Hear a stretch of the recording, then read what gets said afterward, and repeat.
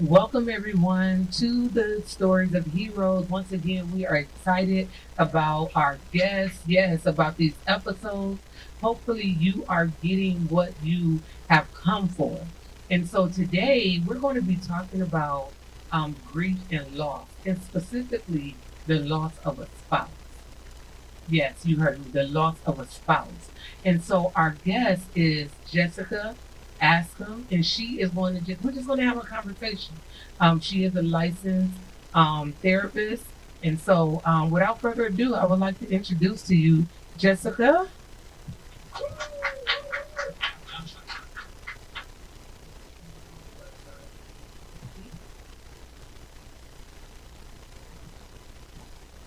In every segment, we want to just make sure we give thanks to the Mental Health and Recovery Services Board for sponsoring this show. And just really, the show is designed to remove the stigma off of mental health. So, Jessica, how are you? I am good. And so, would you just kind of introduce yourself to the audience, let them know what you do, and all of that? Absolutely. My name is Jessica Anscombe.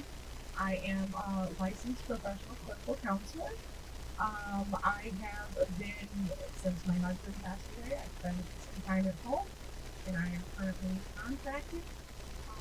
With you. Yeah. Okay. Thank you. Thank you. How long have you talked to us about your life prior to the loss of your husband? I have had what some would probably consider a lot of trauma. Um, I'm actually the daughter of a healer and so, um, from an early age, I'm just I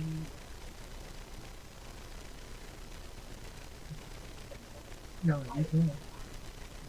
um, I've seen a lot of trauma. I've seen, um, I've seen my mother uh, struggle with drug addiction. My father really wasn't around very much, and I was raised by my grandma and my boyfriend um, through my early childhood until my mom had recovered. Um, I knew as a teenager struggling with depression. The first time that I went into therapy, it was at that point coming out of therapy that I knew I wanted. Um, so I went straight after high school, straight to college. During college, though, I struggled a little bit. I got into a very abusive relationship um, that I didn't like. Okay. And then 2 years later, um,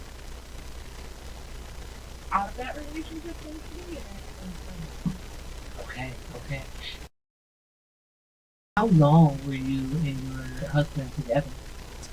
4 years that we have been married. And then you have children. We have one.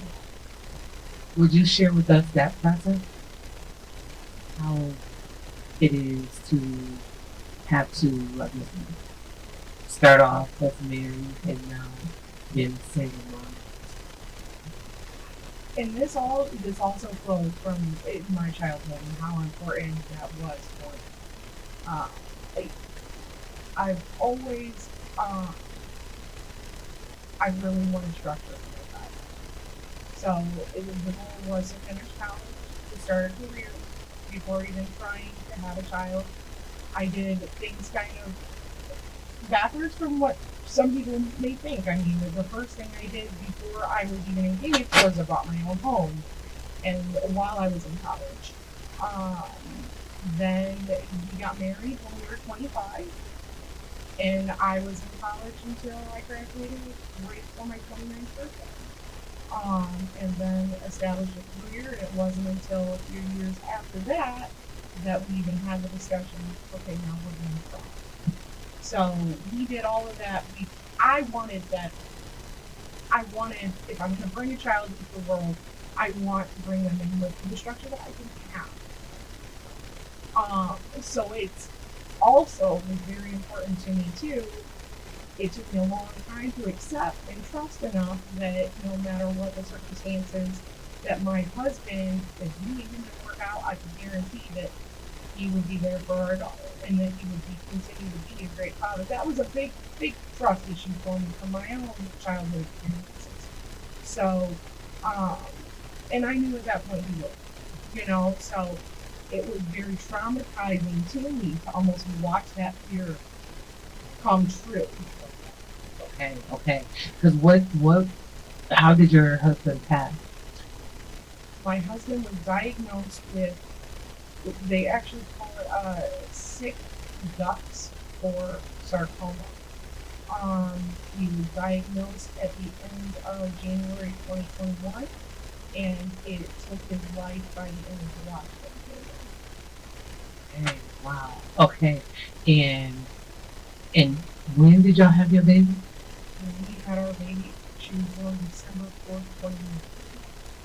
Okay, okay, all right.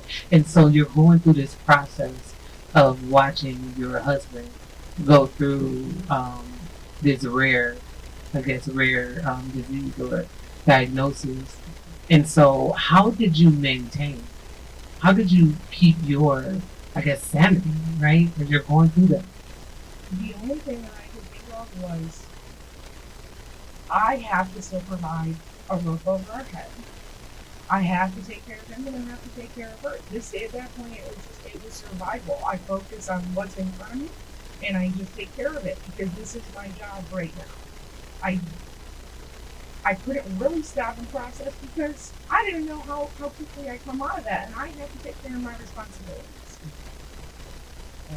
And what has been the most challenging thing for you? Because it's just been, what, a little over a year. Mm-hmm. What has been the most challenging thing for you? And you said you're a therapist, right? Yeah, what has been the most challenging thing? It's just really, hmm, that's been a tough question. The change, the change, um, and lack of support. The lack of support. And when you say lack of support, you're talking about from family and friends, or I am lucky to have some close friends that have been very supportive of me. But yeah, it was um,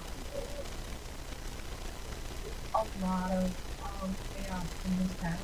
Some of his family who maintained a relationship. Some of his family who did not, along with um, issues with my own family. So, and my family was actually out of town as well. So they were really just me and my daughter. were there any, I guess, grief support groups or anything that you were seeking for and you couldn't find, or how did you navigate, and how have you been navigating through this process? I did. I wanted to have therapy. My husband did pass away at hospice with my cancer, so they do have a lot of support there. Through youth therapy. They also have a group for widows. However, it wasn't most of the time when you think of widow, you're thinking about somebody who is over someone. I was told I never think of it. Not that I wouldn't have. Um, but I was told, you feel because even the therapist who had seen me when I walked in, she was expecting to see me. She wasn't expecting to see me, but could not see me. I unfortunately did not get to go as much as I wanted to because it was really hard for me to process while also having my daughter in the room with us. So, and not being able to find a sitter to be able to go to those groups or to go to therapy, really left me with kind of I gotta figure this out at home. Or I can call the colleagues, that I had worked with, thankfully I had close friends or therapists, that were there for me and supportive of me. But really it was find your own voice. Okay, okay. And so you talk about the change, and oftentimes people just look at the I guess external, right? Like you lost your husband, but the impact that it had on, I think you said your employment, the impact it had on maybe finances. I'm not sure. Talk to us about those changes. Well, since we're in the middle of COVID, number one, it seems that all of this, it's crazy how it all adds up. But COVID hit 3 months after our daughter was born. You couldn't even find daycare at that time. You know, thankfully, my husband had the option. He wasn't sick at that time to stay at home with our daughter. So he did that while I worked. However, we still couldn't find daycare right after that. Thankfully, employment was willing to let me stay at home and work. But um, when even if I could find daycare, when he got sick, now I'm looking at the fact that he's going through chemo and radiation and has no immune system. Kids get sick.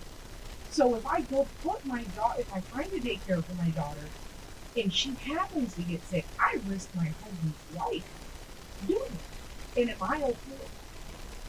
I felt like that's something within my control. I'm not okay. I wouldn't be okay with that. I would feel if something did happen, I don't think I'm gonna know what it. And that was the thought in my head. So when he did pass, I had been on the waiting list for daycare. Uh, Unfortunately, the my employer kind of made it tell me that they're going to be okay. She was supposed that her spot was supposed to open by this time. However, it didn't work out like that. Um, because I can only do what I can do. I can't. I'm not daycare. Right. I can't just get a spot is just not open to be asked for it. So at that point, um, also along, I guess I do the math in my head too. By the time I work, I make this amount of money. This is how much daycare is going to cost me. I don't collect widow's benefits because I make too much money. However, if I am home with her, then I don't pay daycare, and uh, I don't get widow's benefit. I mean, it's unfortunate to think like that, but the system is doesn't work for a single mother alone, but especially a widow single mother. Right. Yeah. So it was in my best interest to go home. Yeah, yeah. And so, as a therapist, I know you probably counsel individuals who have had experienced loss. How, what did you notice about you going through the stages of grief? It was like learning all over again. Because it's one thing to learn income. It's one thing to learn for your client. It's a whole nother thing to learn yourself. Mm. And of course, I had experienced loss of grandparents, but nothing hits like loss in my life. Mm. You are reminded every single second of every single day of what's not there anymore. Mm. Wow. Okay. Okay. And so, how did you vacillate? What did you notice about vacillating through those stages? The anger, the bargaining, the acceptance, and how do you get to a place of acceptance, or do you? I can never all the time, and sometimes I didn't even realize the state I was in. Sometimes it was actually a colleague that was coming up. You've been in that. And when I finally did, and I said, I've been here. Because he wasn't wrong with it. So it was really important to me too. I guess I felt like everybody was going crazy before he did. Before it was his time. And as a spouse, I don't want to do that. I want to encourage his life. I want to be supportive of that life. And also on a spiritual level, I'm not God. Right. And the doctor knows. Right. It's not that I disbelieve what they're saying, Right. but I'm not going to tell you what, or I'm not going to tell you how it's going to go. And if I'm gonna, like I, Yeah. and that's just it. You know. So I think I really want that that positivity. Yeah. You know, Yeah. that the body and mind is Mm-hmm. and if the mind is going to give up, Right. they work together. Why Absolutely. is the body not going to give up to it? So if I'm not holding that positivity, what impact does that have on me? Right. Right. My husband was also, he didn't want to know the fact.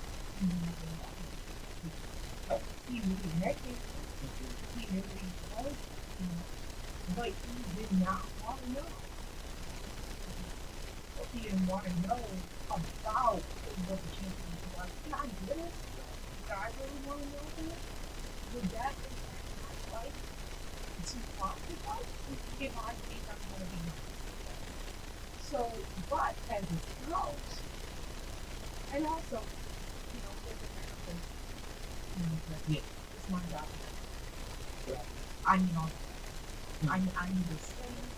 I need, so I've got the numbers in front of me. I'm in with the doctor while he's walking out so I can put the broadcast. I'm researching every single second that I'm not working. And I'm not a doctor. Right. So I'm now really looking to just stuff out and see what it is. Just to have an understanding. Because I don't know. Right. And if I don't know, how do I ask it? Right. Right. I'm just looking at, or I guess curious about the impact that that had on you as you were going through it. The fact that you knew, based on the statistics, the likelihood that you knew what you and your family was actually faced with. No, I so once they gave me the diagnosis, and I looked it up, and I didn't know what I was looking at. So I made me see my husband did not know what I was looking at. It was what I could do was correct. And they gave me the same story that I had. And God, for the first time, how his head told me, pray that I was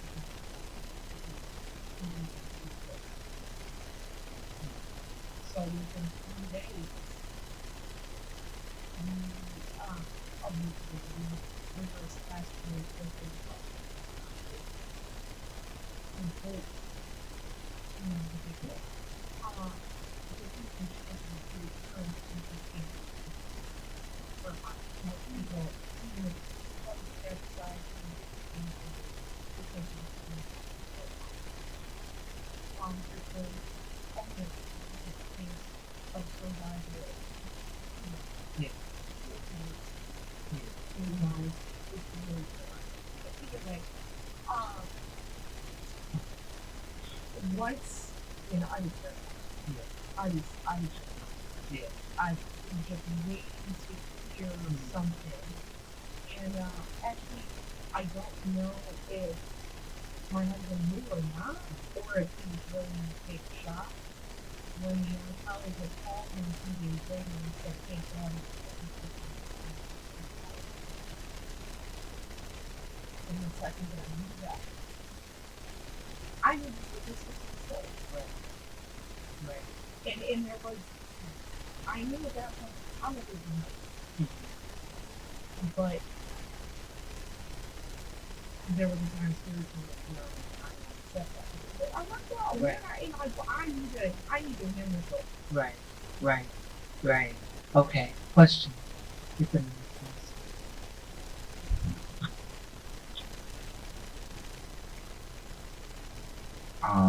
My question is, how difficult was it for you to be a loving spouse, but also a caring mother at the same time? What pulled your energy? Well, I would, I don't know, I never really thought about it. It's just that that was second nature to me. That's just, just the, well, Yeah, yeah. hmm And it's like that survival mode, where, and I'm wondering, did you find yourself getting busy? Because a lot of times people get busy, when they're faced with a traumatic thing in order to just help them balance. What did you notice? I would just do that.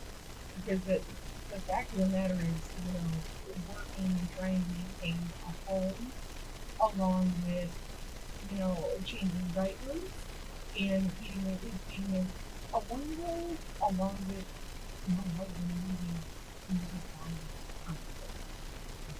From the it was devastating and very traumatic. I mean, it might be midnight and I'm finally putting first piece of food in my mouth today, and I'm walking through because I'm living on the floor and like, and he's on the floor trying to clean it up, which makes me feel worse, and I'm frustrated, but not frustrated with him, and I made sure he knew that. I'm not frustrated with him, well, not mad, not frustrated with just Right.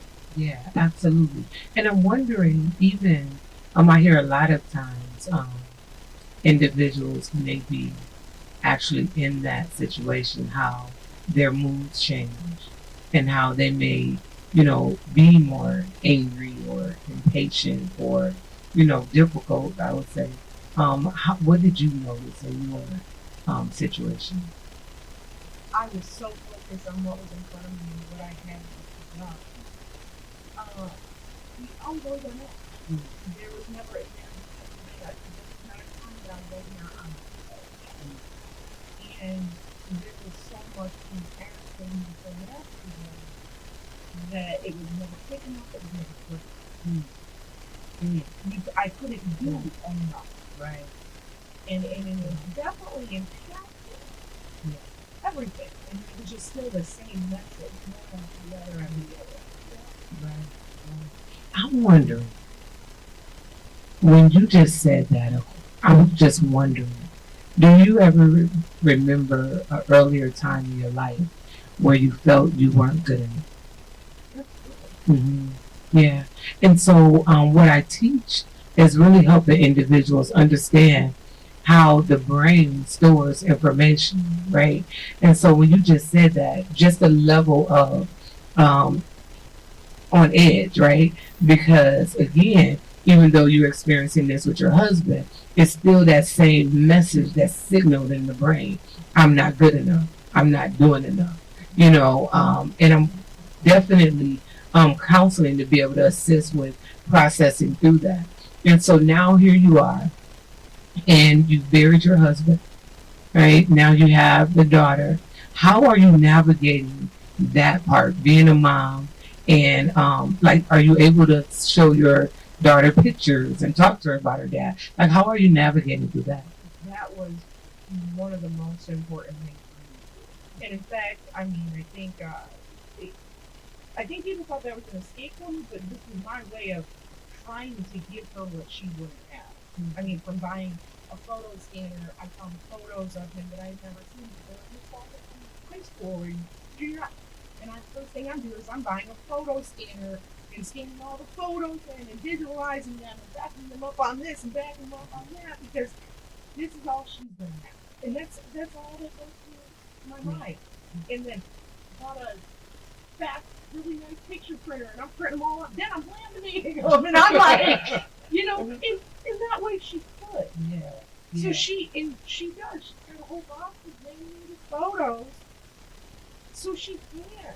And I regularly encourage that. And a digital photo frame, I actually bought it for my husband. On his birthday, I didn't about to get him, but he's turning 34. Even the ICU to be more information. What do I get him for his birthday? And I remember thinking of that. And how do I make him feel? So I got him. Oh, he never ended up putting it up. It was just because we're like put it with all this stuff in here. Anyways, I uploaded all of photos of him on that, and it's on a shelf. Actually, right next to his glass pieces. But my daughter can only see that and see all those photos of him from all the photos that I have Okay. up there. Okay. Okay. Yes. Question. One question again. When did you realize that you can no longer treat other people as a therapist? Cool. Thankfully, I don't want to say thankfully. I'm not really thankful. You know, I question whether I could, and I still question it. Can I be effective? I think I could be effective, without a doubt. Can I say that I am up to par with who I was beforehand? I don't know. And maybe that's anxiety, and maybe that's feeling not good enough. Right. Yeah. You Yes. know, because the knowledge is still there. Obviously, my empathy is still there. In fact, I've gained a wealth of knowledge from the experiences that I've had. Absolutely. Absolutely. Do I think that I could not help someone? I absolutely think that I could. Yeah. But there's definitely that anxiety. Are you doing? Absolutely. And yes, absolutely. Right. And that's why I encourage individuals, especially those that are in the helping field, to make sure they get the help they need. Right. So they can deal with those things, because what I've learned in my own life is that it's not the education that makes me impactful. I'm more impactful because of the things that I've been through, and I'm able to sit with someone and help them climb out of it and go through it. And so I believe that, it's just unfortunate, this thing called life, right? We don't know the experiences that we're going to have to live through in order to become who we were designed to become. And so, but I get that space of, man, just the anxiety of wondering, will I be triggered? When I'm counseling a wife, right, that just lost her husband, would I be, triggered? You know, I don't think it's a fear of being triggered. Okay. I don't think that's what it is. I think it's, am I operating okay up here to know how to do this? I find myself forgetful. I'm dealing Okay. with the symptoms of trauma. Yes. Is what's going on. Okay. And I forget a lot. And sometimes being put on the spot, or it's not always. Sometimes I need time to process before I come to. So I don't think. I guess I've always been pretty good at to really. I have really good. I consider it myself to have really good boundaries when it comes to a therapeutic relationship. Okay. I see a client and I see myself. Okay. I'm separate. Yeah. I'm separate from it. Yes. Even times where something has been discussed that may have happened in my own life, but maybe I hadn't shared with that. It didn't trigger me until maybe that night. Okay. It wasn't even a thought in my head about me. Okay. It was all of them. Okay. So I do, and I did facilitate women in college once, and I did probably do one or two therapy sessions after the fact, but I was in it. So I had a different job to do. I did well. Okay. I Absolutely. did. Absolutely. And I felt effective. In fact, it was empowering for me. Yeah. Yeah. So that's why I say I think I could be effective. Right. In fact, I know that. Absolutely. It's that, am I, Yeah. I'm second guessing myself. Absolutely. Okay. Okay. Awesome. Awesome. Any other questions? What else? You have a question? Go ahead.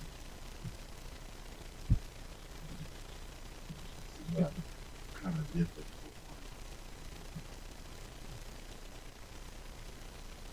one. When you see other people hurting, and you said that you normally would wait to the nighttime to experience their threshold of pain,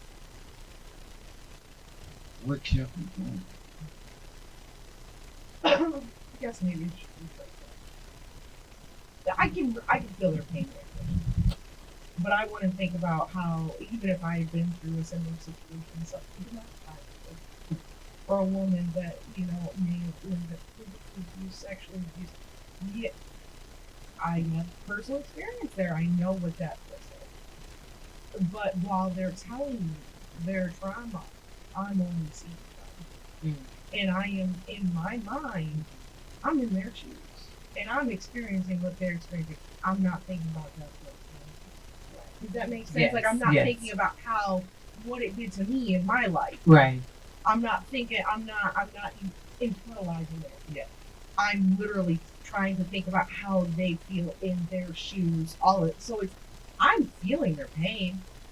You know, I'm just not thinking about my own pain until later on. Does that make sense? Yes. Yes. Yes. Another question. Will you trust again to be married again and start over? You know, I think I can. I have been dating. It's different. I was married for a long time. Really I different. really don't know how to not be married. Right. But it, it was my husband's wish that I, and I thank him. You know, because I think that he has not had that conversation with me, would I have felt like I was betraying him? You know, and I did need a good amount of time by myself until I, even when I was seeing somebody, I was like, I still felt like, am I betraying my husband? Right. You know, because that's, Right. you know, Absolutely. but I really had to think about what he had said, and he had told me if something happens, he's like, he's like, no, I want you to date. He's like, I want you to get back out there. He's like, you're way too much awkward. Wow. Wow. What would you say to a wife that's watching now who may be in that space, right, of grief and not knowing if she even wants to move in? What would you say to her or him? It's hard not to want to die. It is, and I feel like there probably is a part of you that probably does die. You know, even at my husband's services, saying my final goodbye before they closed the casket, he actually remembered from my education since I was in the class and how important it was in the grieving process to see the body. So he did. They had to show him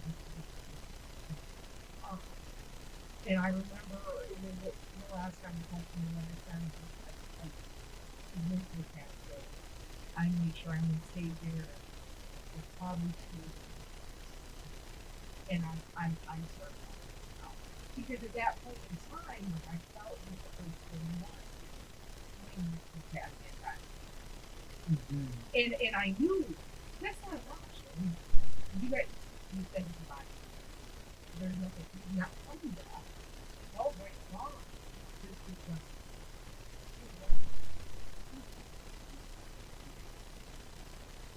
Oh, wow. Yeah. How? Yeah, that's So, a lot.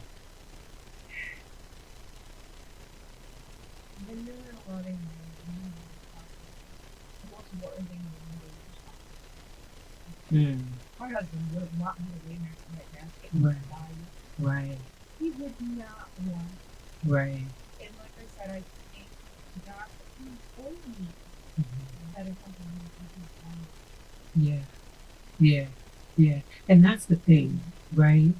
The message we tell ourselves, as a result of or after a traumatic event, the message we tell ourselves, right? And the fact that you were able to continue to tell yourself what he had an opportunity to tell you is powerful. And a lot of individuals may not have them, but it's so important for you to tell yourself something that will help you live. Yes, question. Now that you're dating with me, you kind of like person because of your former marriage. Have you ever called the person that you're seeing now by your husband's name? I don't think so. I don't think so. He'll probably correct me if I'm wrong, but no, I don't think I've ever done that. I don't know. Yeah, I don't know. You'd thankfully who I am seeing now, I don't think that he will be offended. He probably will, but like, Right. But I've been the way that I see it is I try to be very open about what I've gone through. Yes. I'm continuing to go through. I'm gonna tell you all this stuff right off the bat because if you want the opportunity to run, just go now. Right. Take off. That way I'm not gonna hold anything back. You don't need to know a year from now. I'll tell you right now, and if you stay, well then you can accept my bad, then you can have my good. I like that. I like that. Okay. Yes, you have a question. Okay. The audience is just like, okay, in awe though, right? Because this is a very sensitive topic. What allows you to even sit here now to be able to share your story with the world? What allows you to be able to do that?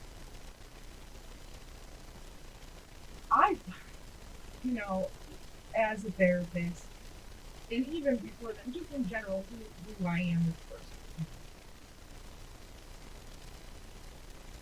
Pain doesn't have purpose unless you and we're all meant to learn something, and I try to learn from everything. So even all the things that I learned from my husband's struggle and his death, and what I learned about myself, what I learned about death and grief in general. But I look at all that and all that pain. I've got to pull something positive out of it, or what is it now? Right. That I want to tap in on that. Right. That is very powerful because often I'm teaching or maybe posting about pain having purpose, right?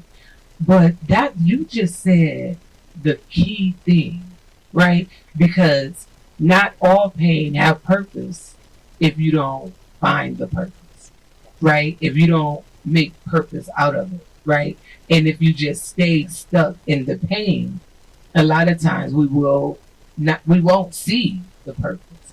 And so I want the listeners, those who are watching, to really take away some key things that I've noticed, even as the host, with all the guests that have come on. When we're talking about mental health, when we're talking about the struggle, every single one of you have really identified from your own experience that you had to make a choice, right? That you had to be accountable for your own healing. And oftentimes I find that individuals are waiting for someone else to come and, bring maybe a purpose or bring wholeness, bring healing, bring meaning, right? But what I'm hearing you say is you had to be able to look at this thing a little different. Oh, it was spiritually and mentally, emotionally transformed. It really was. The most important thing that I can say that I learned, and I thank God that before it was too late, is that we get so stuck in our feelings that we forget. Ooh. Everybody thinks only little of themselves and the pain they're feeling versus the pain that they're Right. dying. Absolutely. And I get it because I felt that too. And the reality of the matter is because we're losing. We are losing. Yeah. We're grieving, and we're so blinded by that grief. Sometimes we're forgetting who's actually, Wow. and we can sometimes push our pain on and forget about their. I I don't know what set them off. I don't know. And I get and it's traumatic too, you know, in the midst of trauma. Mm-hmm. How it can take a lot to see that. But I noticed, and I had to ask myself those questions when they first said that when you first got in the I was close to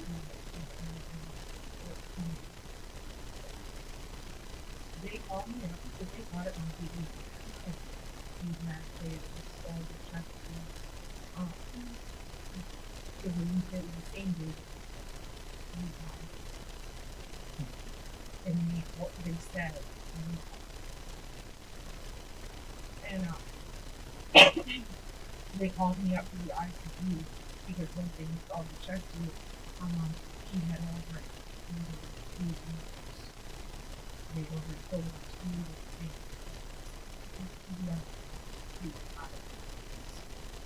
and it was stop.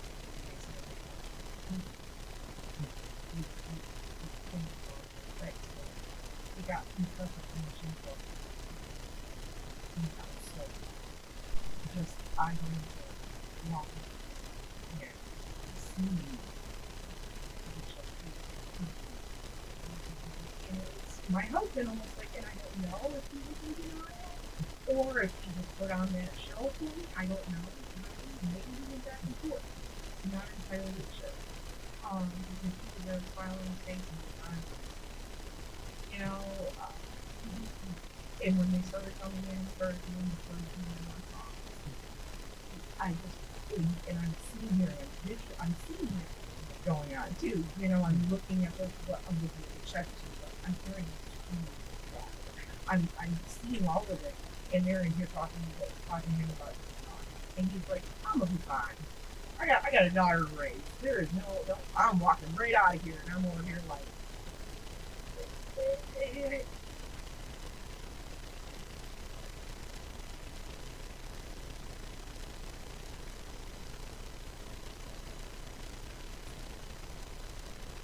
It's like they're telling him, and he's literally saying, "I'm gonna be fine. I have to go home and live with my daughter." And no, I'm not gonna find you because the earth. I'm gonna go through and that's what's in spouse. I'm like, I the first thing in my head is um, and so now I'm over here trying to do and that's devastating. And I now I'm thinking, well, what you know,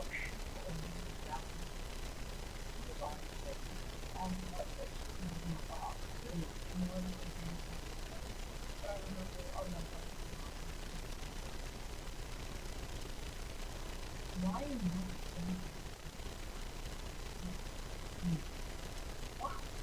and I really started to think about it. I'm the one who's going to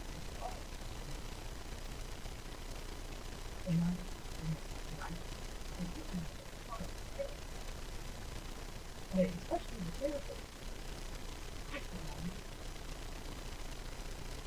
I'm not even thinking. I'm thinking solely about myself and the pain that I'm feeling, what I'm going to have to go through, and I forgot who's my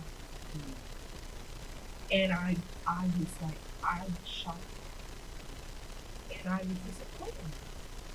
And I said, I just forgot the most fundamental thing about being a therapist is you become your reality. And then my whole perspective on everything that's going on and how I react and how to be supportive and spiritually, emotionally, that was huge wonderful because then I started to think, what would I want to do? Did I not want to move to time? I'm 34 years with a young spouse, a child. I might have my own. I might not want to. Right. Yeah. Yeah. It's so amazing. That's such a word. Um, to hear the internal thing that you were experiencing, and just how you were able to um, see yourself and see how you were responding in that moment, in order for you to grow, in order for you to experience the transformation, it's just so amazing. And I just want to say thank you for being transparent.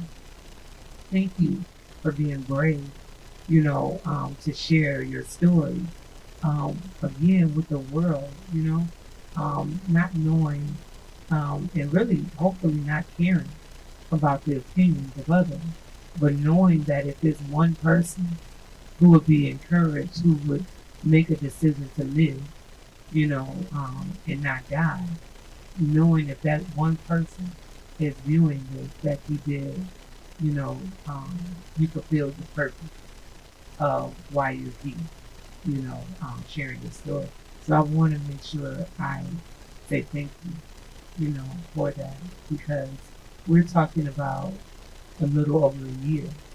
We're talking about you planning your life in accordance to create a structure that you didn't have growing up, and then to watch that seemingly be kind of snatched from you.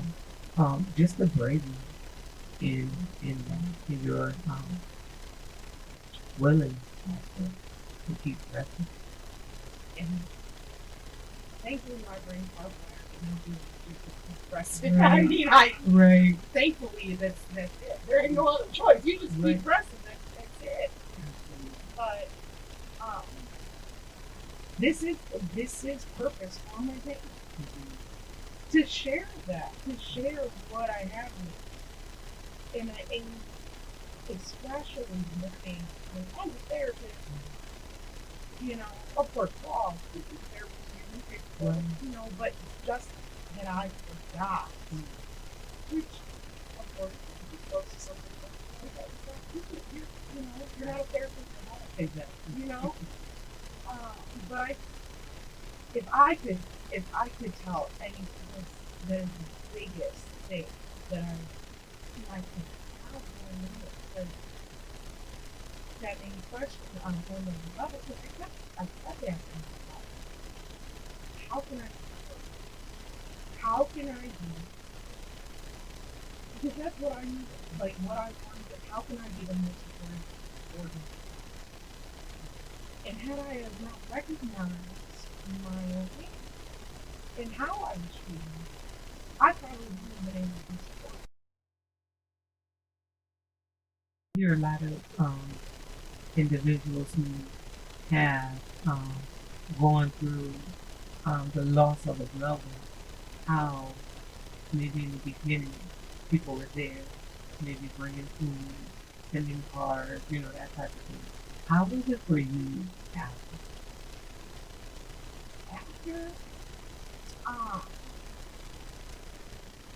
like I said, there was a separation. Anything I had that in my eyes and some of the things I got not Mm-hmm. also, I'm family is a unexpected set expectation Mm-hmm. of family, which is expectations. But you would Yeah. think, um, being what I was going through and being the resources that some people have, they weren't people don't or they've got to make on my house.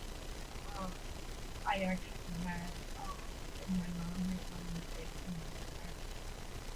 I don't want to say something that was good about the family, but also just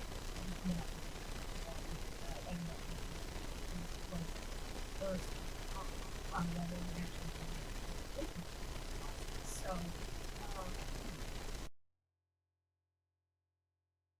am I now have I lost my husband? I've lost basically two families. I also put my dog down 20 days after my husband, and my dog did the same, almost like me as my husband. That was devastating for me. Um, actually, when I put that down, the day so my and I think about how this is affecting my dog. I think about how it affects me, but I think so much more in terms of how it's just there's definitely being a mother, like a mother can be when you have a baby. It's just a big chunk. It's not about you anymore. Absolutely. I want to encourage you to, because oftentimes we find ourselves taking care of everybody else, right? Putting everybody else before us. And I want to encourage you to make sure you don't forget, forget to take care of so you can be what you need to be for your daughter and, everything. But sometimes we, again, forget us, right? And we want to make sure we do it back. We think, okay, I'm last. Let me make sure everybody else eats. Not realize that if I don't eat, I'm not going to be, strong enough to give people that I love people. And so just making sure that we give you what you need. You know, I do my biggest thing do it very differently is I am so and thankfully that was that had already met up with those it was all stuff on it was something that I did after work so that there was the other time I thought, hold to me. So that separation between work and home. I realized that it also empowered me and taken away trauma from the past. So I think that was always there. And I still do that. Do it.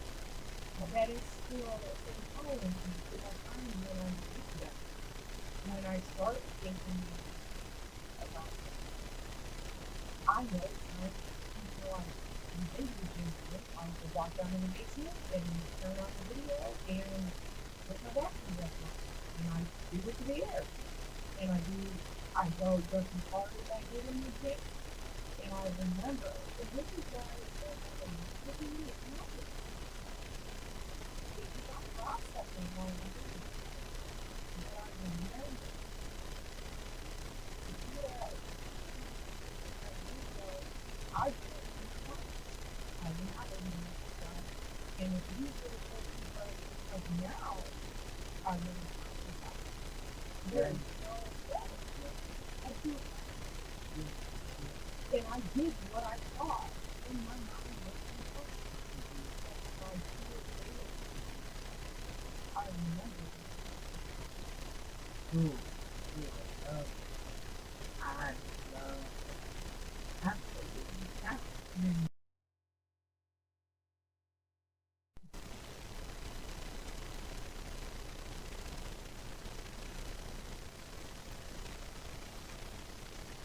Been a blessing.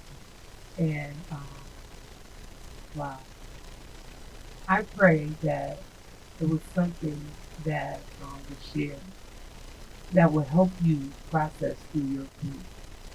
And if you feel alone, that you understand and are willing to reach out for help, counseling work, you know, and we're not exempt, like Jessica shared, from life happening just because we may be in a position. Jessica does use um, Zoom, telehealth, and different things like that. And so, wanting you to just reach out and ask for help. You do not have to suffer in silence. You do not have to suffer alone. And with that being said, thank you. Can you give a round of applause for Jessica? Thank you. Thank Yes, you for having me. absolutely. And thank you all for tuning in. Stories of Heroes. We are doing a series on removing the stigma from mental health. We are here to help and to serve you. Thank you again for tuning in. I know. She's like, oh, I can breathe.